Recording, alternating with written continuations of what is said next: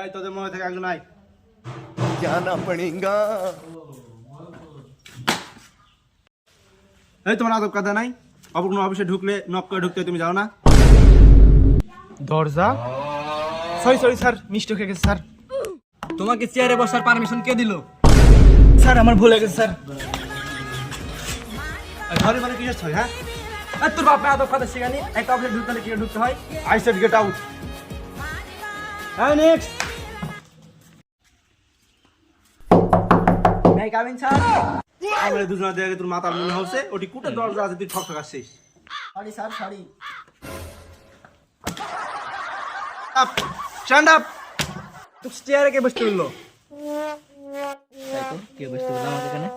Sir কে বলেন, আমি একাই বসে এখানে। এই তোর বাপের বাড়ি না শ্বশুর বাড়ি, তুই এখানে একা একা বসে যাবি? ওঠ, হাঁট এখান থেকে, হাঁট, যা, যা।